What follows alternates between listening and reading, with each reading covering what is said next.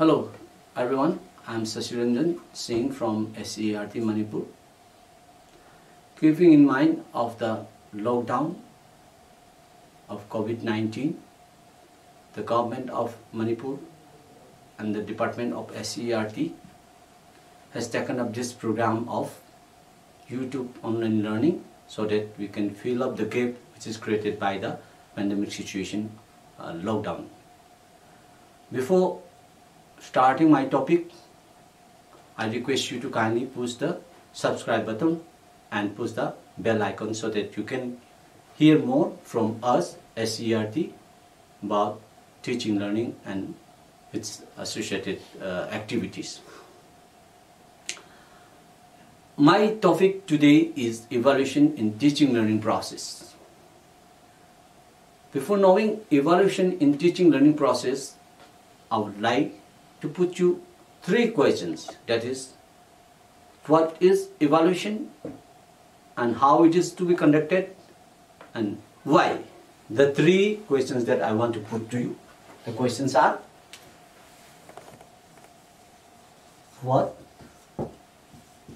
how and why. These are the important questions that I want to put to you. What actually is evaluation? We see in teaching learning process, we do so many things. And why do we do so many things in teaching learning process? And why do we organize this teaching learning process? We organize teaching learning process to make students learn.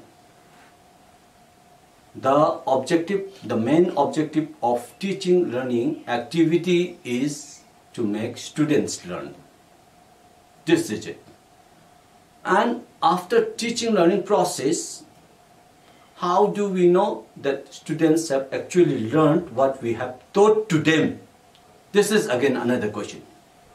Are they actually learning or not after the class, after the teaching learning process?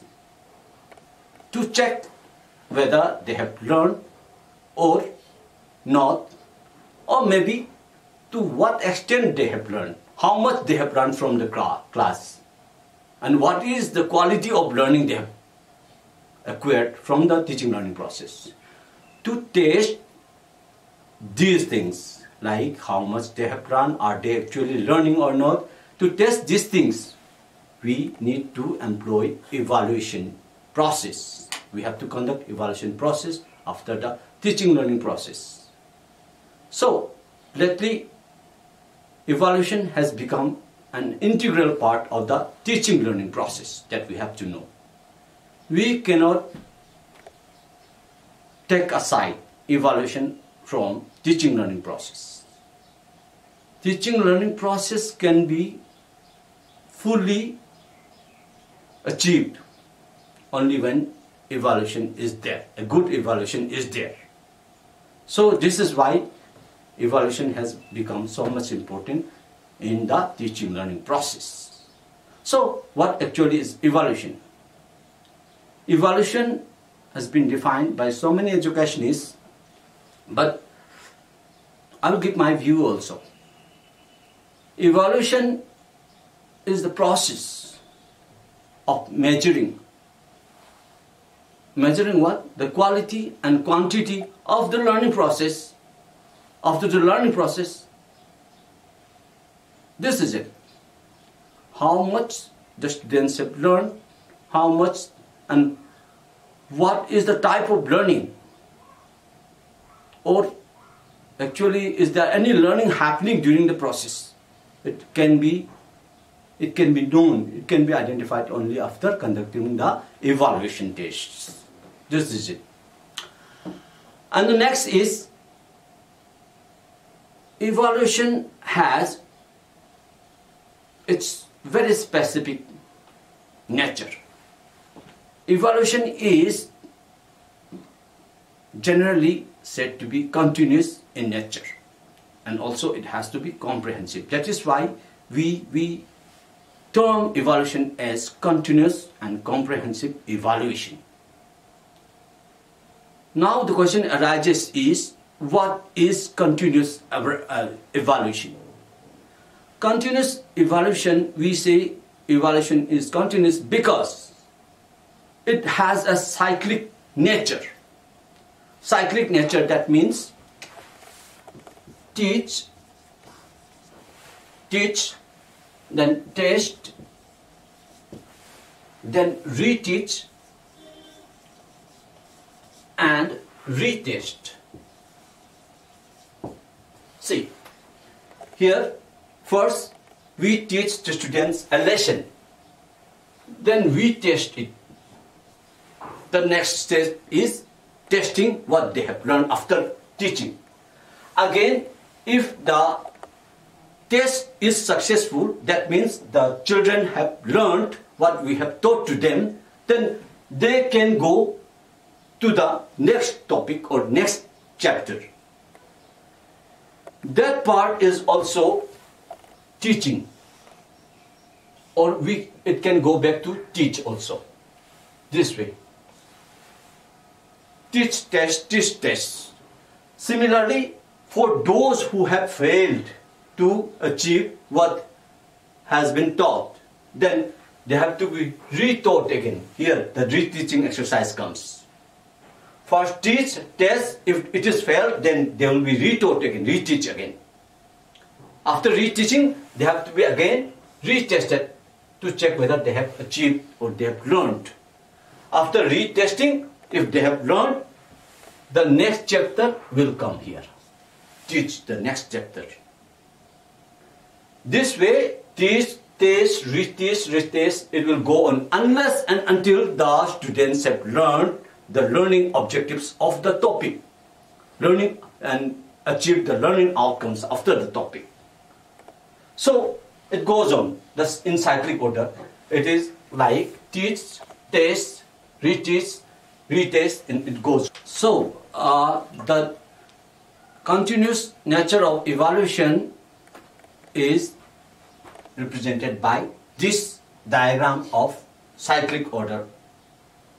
It also follows the theory of Skinner's theory, which is of programmed learning, which says like a frame is to be taught. It goes, if yes, if it is learned, it will go to the next frame, which is next topic, frame 1, frame 2, and if not, it will come back again the next class. This is no. It is a flow chart which depicts the Skinner's programmed learning. Frame 1 means teaching of the first lesson. If the students learn, it is yes.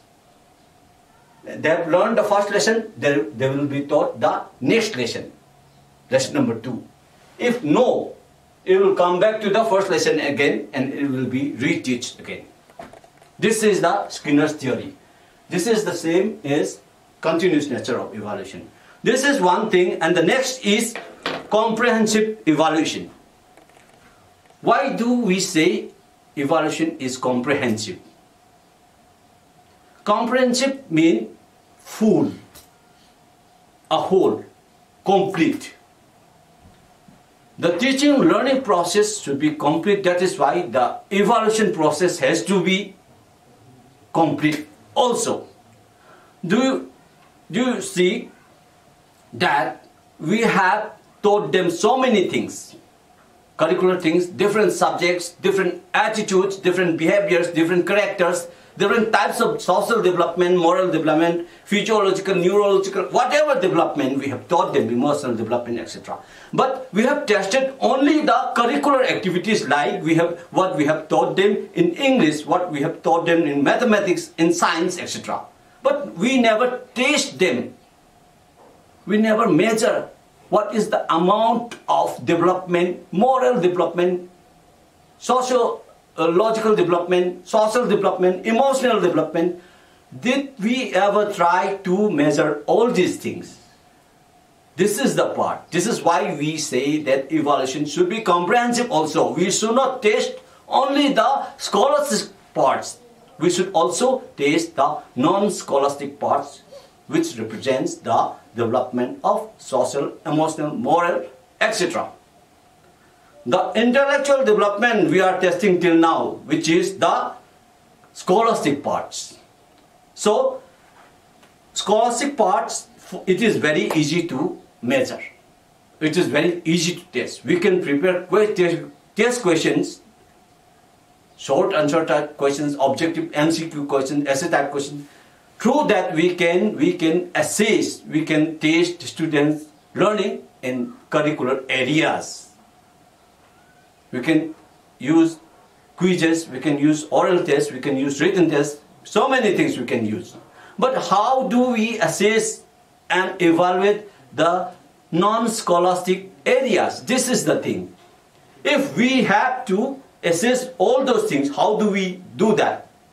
This is the second question that I have written here. How evaluation is to be conducted. This is the hardest part. Assessment of non-scholastic areas. Non-scholastic areas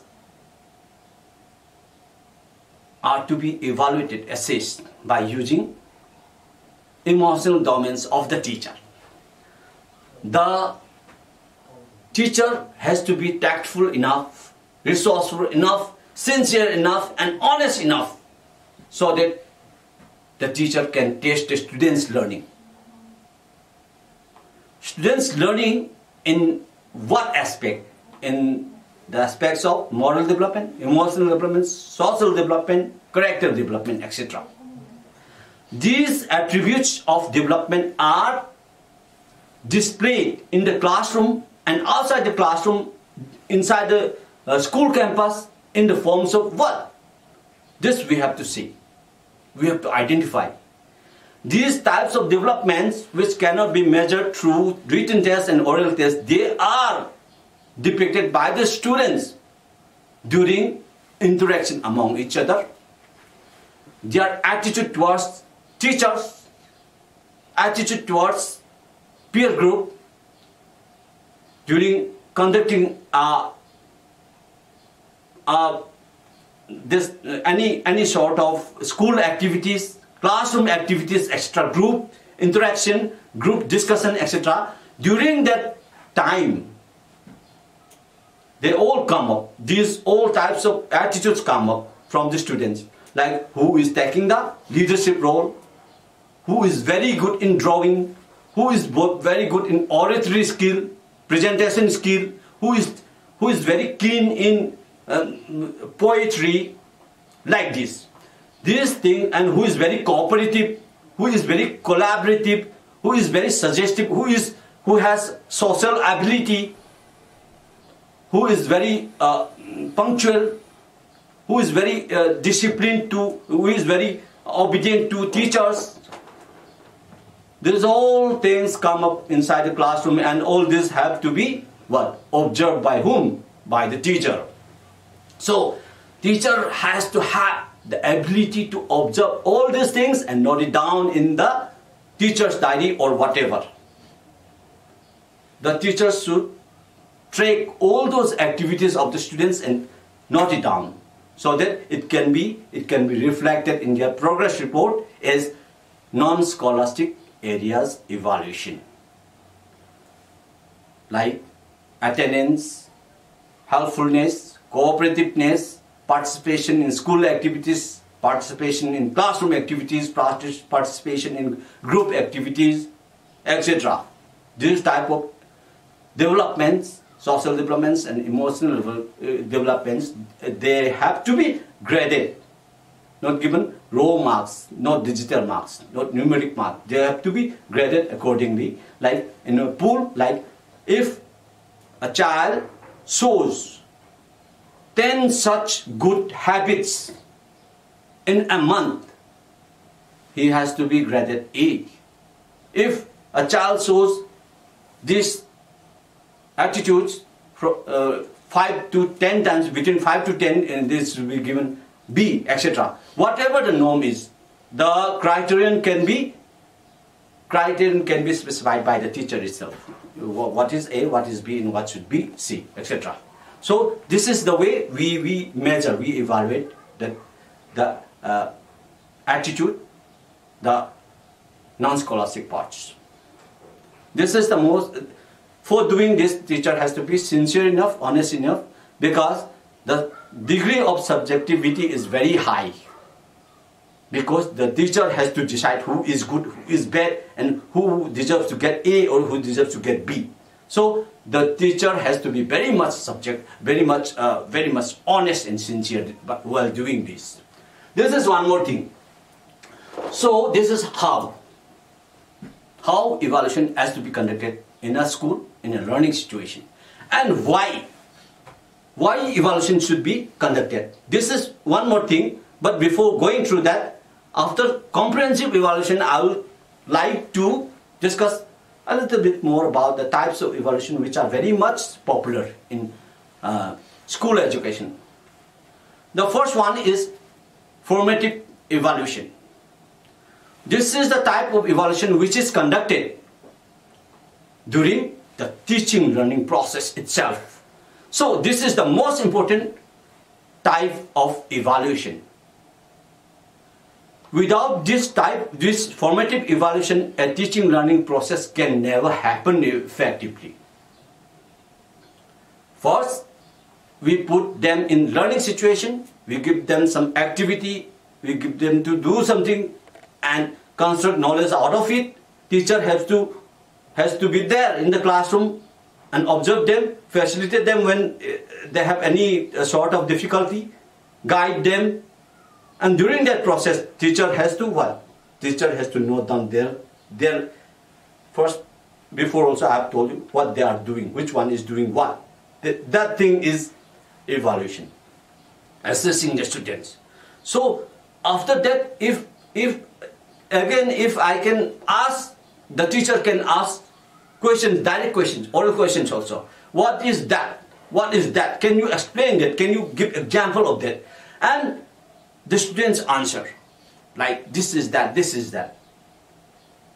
After answering, we give what? We give them feedback.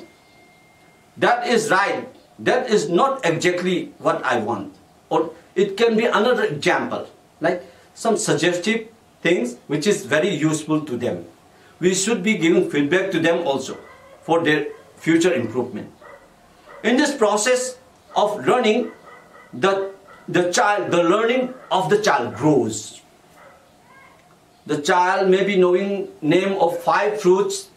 After the teacher suggesting some more, 2-3 more fruits, the child will be knowing 2-3 more fruits. After those 5 fruits the child have learned before, after the class, the child will be knowing name of 8 fruits. This is the development, the very easy example of development. This is the way we create a classroom, we create a learning situation. So we should be giving feedback to them. This way the evaluation process goes on during the teaching learning process. This type of evaluation is called formative, which is inside the teaching learning process itself. Another type of evaluation is very important one, that is called summative evaluation. During that first one, formative evaluation, it is mainly meant for what? Improvement of the students' learning. Giving feedback, based on the feedback, the children improve, the students improve. That is the main logic behind formative assessment. And the next one, summative evaluation, it is conducted at the end of a semester or a term or an annual calendar. Summative examination is something which is done for what? Grading or labeling or certification of a course. Suppose somebody, some child, some student has done this much after completing our course, and he has written this much exams, this much answers, and he deserves to get 70. That is fixed, it cannot be changed. This child gets 70% marks in this examination, that is all. It cannot be improved. That is the final decision. And he will be certificated, he will be graded according to the marks he has got. This is summative examination's nature, which is done at the end of the examination. But On the other hand, in formative examination, the grades can be improved by what? The cyclic test, the cyclic nature of evaluation. If the child gets 5 out of 10, he will be reteach again and retest again, and the next time he may get 8 marks out of 10 after improvisation. This is the nature of formative evaluation in cyclic order, continuous nature of evaluation. Very simple. So, after learning these 2 important types of evaluation, I can suggest you as a teacher, and this is meant for teachers also, another type of evaluation which is very important for teachers, which is called diagnostic evaluation. Diagnostic evaluation is what? It is conducted to identify the weak and strong points of students, weak and strong points of a lesson plan, weak and strong points of a teaching learning process, weak and strong points of a teaching learning material. All this we can identify through diagnostic evaluation. So this one is very much important for teachers. We employ a method for teaching certain topic, and we use some teaching learning material for that thing also. We use the teaching learning material, we use the method and teach to the children. And after that, the teacher finds that only half of the children can get the knowledge correct, can get the concept clearly. So, my method and my theorem is not effective enough for that topic. So, I can change the way I teach, the method I use, the theorem I use.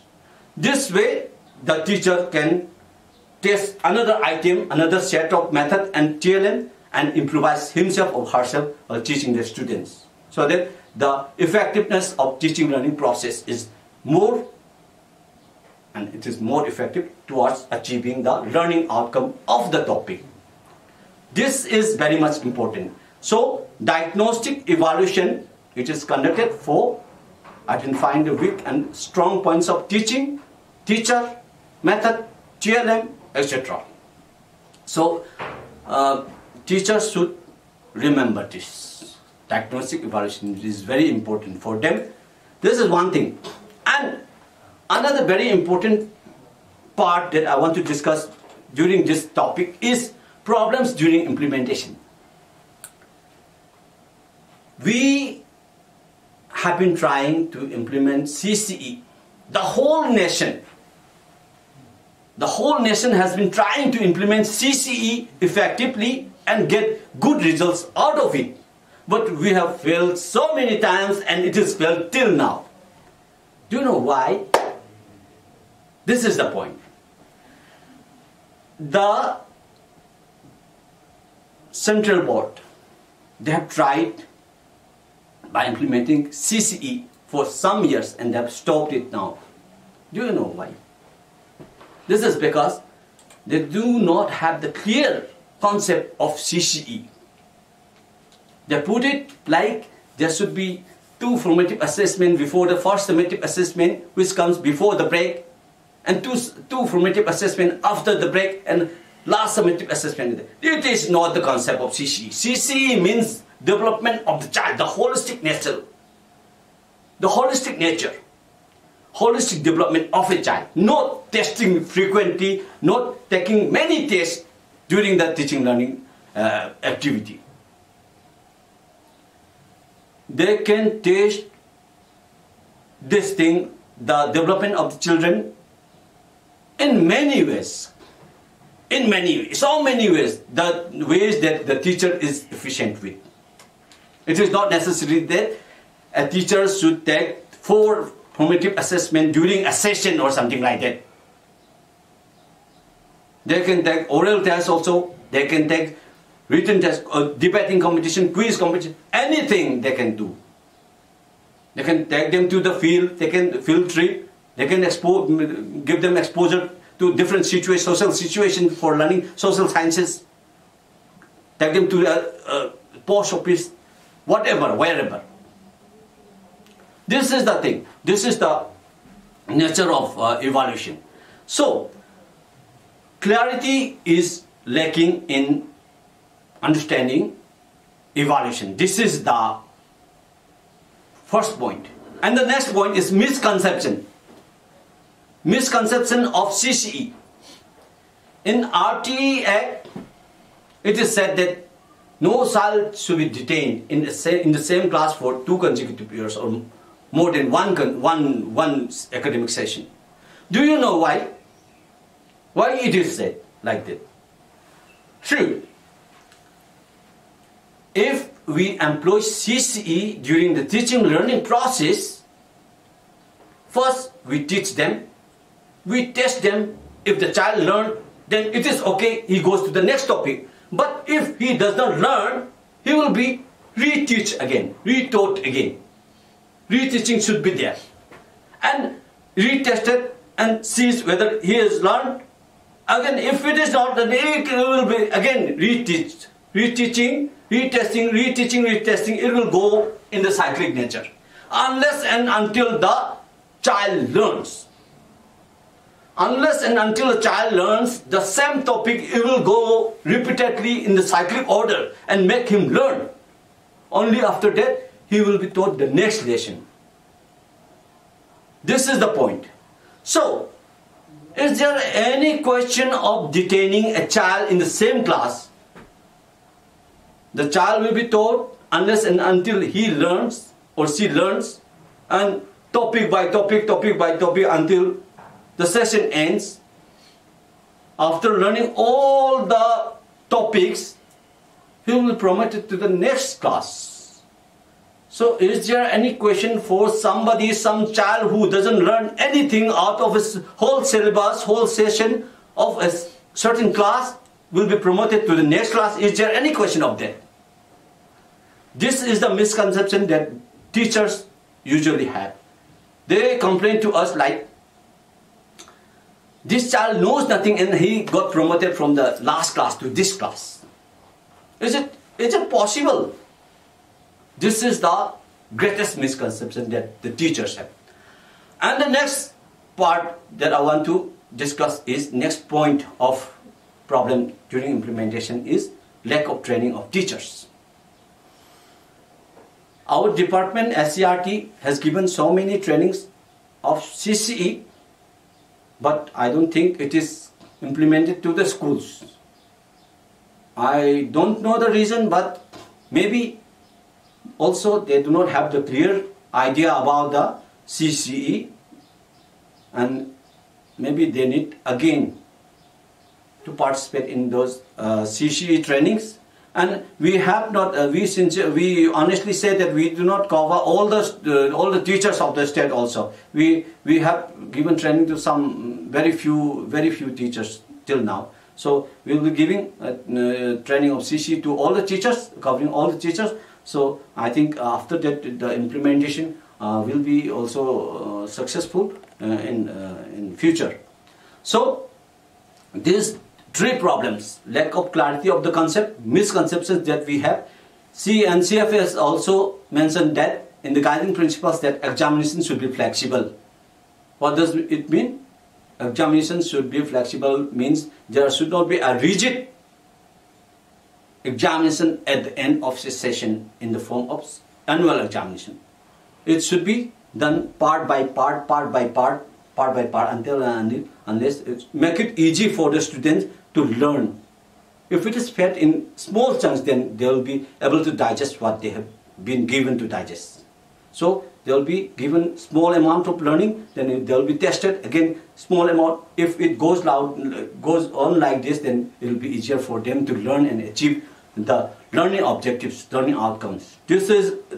So we have three main problems. First one is lack of clarity, next is misconception, last one is lack of training of teachers. So this is all that I want to discuss to you for today. So please join us afterwards for more lessons that will be coming up in the future with more resource persons and more topics. Thank you so much.